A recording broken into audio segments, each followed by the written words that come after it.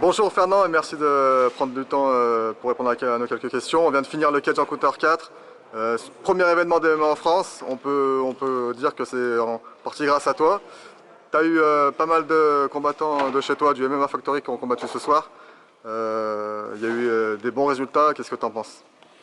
Euh, ouais, voilà, l'événement vient de se terminer. Enfin, c'est le stress qui retombe en fait parce qu'il y a pas mal de travail derrière. Mais somme toute, ça a été un très bel événement. Faut pas, enfin, je vais pas faire semblant. C'était vraiment un bel événement. Après, il y a eu, enfin, il y a des choses qui sont perfectibles. Il y a des choses qu'on va améliorer avec le temps. Mais vraiment, on s'inscrit dans quelque chose de grand et j'espère que ça va revenir. MMA Factory, c'est quelque chose de. Enfin, c'est l'une des plus grosses écuries. Il y a du monde, il y a de la, enfin, il y a déjà du public venant de tous les niveaux. C'est-à-dire qu'on a vraiment des centaines de personnes qui viennent s'entraîner et faire du MMA juste de manière ludique, pour le loisir, pour la remise en forme. Et puis il y a ce bout de l'iceberg qui sont la soixantaine de compétiteurs de haut niveau qui sont inscrits sur ma liste en fait. Et effectivement, quand on a une telle densité de population sur ceux qui sont de haut niveau, on ne peut pas on ne peut pas les éviter en fait, à éviter de les mettre sur les cartes. C'est-à-dire que si des grosses organisations comme l'UFC ont réussi à prendre deux athlètes de la même équipe sur le même événement, comme a été une fois Michael Lebou et Taylor sur le même événement, je ne vois pas pourquoi je ferais la fine bouche ou j'hésiterais à prendre tous ces athlètes qui sont très talentueux et encore. Je me retiens de ne pas tous les mettre parce que c'est vraiment, voilà, il y a de la qualité, il y a de la très bonne qualité dessus. Et donc, ils ont fait d'excellentes performances. Je vais plus revenir sur ceux qui ont eu des défaites parce que c'est plus eux qui retiennent mon attention. Je pense ici à Christopher Descordes qui a fait un combat sur 3 rounds de 5 minutes. Alors que c'était pas, il revenait des vacances, je ne veux pas lui trouver d'excuses, mais il a beaucoup progressé. Peut-être qu'il a perdu le combat aujourd'hui, mais il y a une victoire par rapport au fait qu'il est passé d'un point à un point B avec beaucoup d'évolution, beaucoup de choses positives. Et je remercie beaucoup sa famille, sa femme, qui le soutient depuis très longtemps. Il n'a pas toujours eu des victoires et c'est très difficile, je sais ce que ça peut être. Et donc ça me touche beaucoup pour lui parce que il a écrit l'histoire en étant le premier combat de la soirée Exactement, en ouais. France. Ça aurait été magnifique qu'il gagne. Malheureusement, il faut un gagnant, il faut un perdant. Cette fois-ci, il a été perdant, il n'a pas démérité. Ensuite, mes pensées vont directement vers Pico, Christophe Pico, qui a aussi fait un combat où il n'a pas réussi à rentrer dans le combat. Okay, mais j'apprécie beaucoup le courage, j'apprécie la témérité, j'apprécie beaucoup tout le temps qu'il a donné pour se préparer pour ce combat, son assiduité aux entraînements, sa ponctualité, son investissement au MMA Factory, ça me touche beaucoup et ça me touche vraiment qu'il ait perdu son combat. J'ai été touché aussi qu'il soit venu tout de suite me voir après pour me demander c'est quand que je recombats. Cet esprit de rebond, de volonté de repartir et tout, j'apprécie beaucoup ça. Donc voilà, ensuite, et bien évidemment, il y a eu des victoires. Victoire de Jason Poney, victoire de Christian Pumbou, tonton, qui dorénavant je le surnomme Everlasting. Ah d'accord, Voilà, c'est plus tonton, c'est Everlasting. voilà, je veux vraiment qu'on inscrit, enfin l'immortel quoi, le mec qui ne finit jamais. Voilà, il a fait un beau retour, je suis content pour lui. Il était ému, moi aussi du coup ça m'a transmis cette émotion. La victoire de Teddy Violet, très expéditif, très efficace, toujours aussi explosif, avec un punch, un truc, voilà, il est dynamique. Voilà, Picard aussi.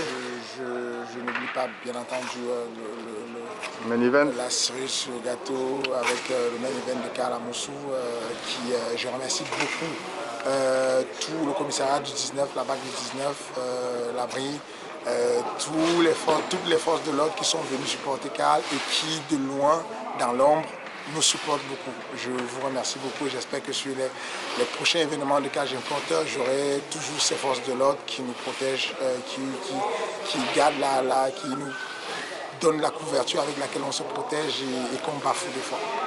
D'accord. Du coup, on a pu voir le retour de Tonton, enfin Everlasting, comment tu le renommes maintenant. Ouais.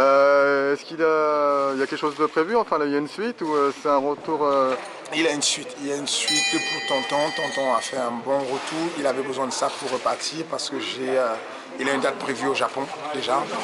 que tu veux pas nous dire, que tu peux nous dire? Je préfère ne pas dire pour le moment. Il a une belle date prévue au Japon sur un très bon, voilà, sur un très bel événement, un très beau combat. Ensuite, il y a aussi une piste pour repartir sur un événement un peu plus prestigieux. Donc voilà, on verra bien, on va continuer à travailler pour qui lutte contre les vieux démons, qui remonte le truc. C'est pas évident quand on a touché le sommet comme lui. Tonton a été l'un des athlètes français les plus... enfin voilà, il est quand même le seul athlète français à avoir eu la ceinture d'une organisation majeure comme le Bellator.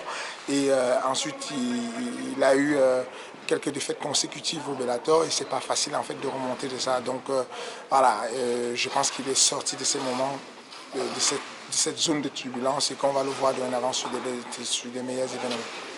Ok, donc au MMA Factory, il y a déjà des vétérans, des anciens, on va dire, qui ont fait la beauté du MMA français, mais il y a aussi les nouveaux, donc l'arrivée forcément de cette année de Taylor Lapillus et Michael Debout à l'UFC. 2 victoires pour Taylor, 1 victoire et 1 défaite pour Michael. On sait que Michael il va recombattre le 24 octobre donc, à l'UFC en Irlande. Les entraînements, comment ça se passe? On a repris le cours normal des entraînements. Alors, la chance qu'on a avec Michael, c'est qu'il n'est pas très stressé ou ému par ce genre d'événement. Il va affronter quelqu'un de très solide. C'est vrai, c'est du lourd, très bon, très bien classé mondialement, mais il restait capable de relever ses défis. On a l'ancienne garde composé de moi, de Tonton, qu'on voit au MMA Factory, mais il y a ce passage de relais qui arrive. Alors attention, Everlasting n'a pas encore dit son dernier mot, mais j'aime le côté de la transmission des connaissances, de la transmission des baguettes, c'est-à-dire que vous n'avez pas peut-être remarqué, enfin vous n'avez pas fait attention, mais il y a une liste, il y a un nombre de jeunes qui l'accompagnent quand il est venu sur son combat Tonton.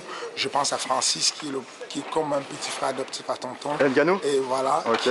qui a récemment signé à l'UFC, qui va faire son premier combat à l'UFC le 19 décembre. C'est vraiment, enfin, c'est plein de symboles cet accompagnement. Il est venu me voir en me disant, s'il te plaît, j'ai vraiment envie d'accompagner Tonton, j'ai envie d'être... C'est une famille. Voilà, parce que voilà, pour lui ça représente quelque chose, ça représente le futur, ça représente la transmission. Sur son passage pendant qu'il allait, il aurait pu tourner le dos et aller directement dans la cage et tout. Il a tenu à prendre dans ses bras des jeunes comme Andrew de la salle, c'est un petit jeune qui a à peine fait les premières compétitions amateurs, Samir Faidine, enfin ce sont ses petits frères qui l'encadrent et voilà, il embrasse la carrière de professeur de sport, il donne des cours à la salle, à ses petits. Et effectivement, voilà, on a ce côté-là que j'aime beaucoup, le côté familial du MMA Factory. Il y a une transmission de connaissances des aînés vers les plus jeunes. D'accord, ok. Bon, merci pour tous ces trucs. Merci quand même encore une fois parce que on a vécu le premier événement de MMA en France. C'est quand même une date carrément historique. En plus, ça s'est super bien passé. La salle était comble. Bon résultat au final des Français. On sait que donc du coup c'est un peu grâce à toi et avec le WWFC. Comme tu nous as dit tout à l'heure dans la conférence de presse, vous allez faire d'autres événements en dehors de France, mais est-ce que toi qui connais bien dans ce milieu, est-ce qu'on aurait une chance d'avoir des prochains événements en France? C'est certain que cet événement ne peut pas être le dernier en France. C'est certain qu'il y a des événements qui vont arriver, pas seulement du WWFC, mais je pense qu'il y a d'autres organisations qui vont faire des événements. Maintenant, attention, il ne suffit pas de vouloir faire des événements, comme il ne suffit pas de vouloir faire des entraînements ou des salles de sport. À un moment donné, il faut se concentrer à faire des choses de la plus belle manière possible et de la manière la plus sécuritaire pour les sportifs en premier. C'est ça le premier truc, la clé de tout, quelles que soient les organisations, même quand on parle des grosses organisations comme l'UFC et tout, la clé de tout c'est de préserver l'intégrité physique. Et donc on aura la possibilité de refaire des organisations, pas facilement, ça va être sûrement compliqué parce que c'est pas facile de pouvoir fournir les pattes blanches en fait pour montrer voilà on peut organiser quelque chose de bien, tout c'est pas facile tous les jours, mais voilà je pense que ça va se refaire. Je pense que on a eu aujourd'hui la preuve qu'il y a un public qui est prêt à ça. On a eu aujourd'hui TF1 représenté, la France Télévisions représentée, l'équipe représentée, Beansport représenté, on a eu Combat Sport représenté, on a eu Boxmag représenté, on a, je ne sais pas s'il y a, j'ai l'impression que tous les journalistes du milieu y étaient, même s'ils n'étaient pas là pour travailler, ils étaient là comme invités, comme spectateurs. Comme passionnés. Et voilà, en général, dans les pays anglo-saxons, quand on dit qu'une organisation s'est faite et qu'on dit sold out, on y est. L'événement était à guichet fermé, c'est-à-dire que tous les billets du cycle d'hiver ont été vendus longtemps à l'avance. Le public français est prêt pour recevoir le MMA. Le public français veut être éduqué pour le MMA. Okay?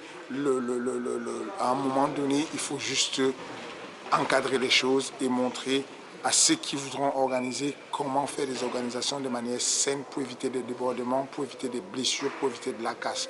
On a eu la chance aujourd'hui, je remercie encore le médecin qu'on a eu, l'un des meilleurs anesthésistes réanimateurs qui se reconnaîtra. Il ne veut pas qu'on cite son nom, mais voilà, je le remercie, il comprendra voilà pourquoi. Parce que voilà, il a beaucoup travaillé, œuvré à ce que les conditions médicales, les conditions de prise en charge, de premiers soins soient du tip-top. Je remercie les Cotman, c'est la première fois que ça existe en France sur les sports de combat mixte. En tout cas, les bandages étaient faits par des spécialistes qui font les bandages. La pose de la vaseline, le soin pendant les rounds était fait par des experts qui soignent. Et ça, c'est très bien. Je remercie Laurent pour ça, je remercie son collègue Bob pour ça. Et voilà, merci à vous de pouvoir relayer ce message et de maintenir la flamme des arts martiaux modernes en fait.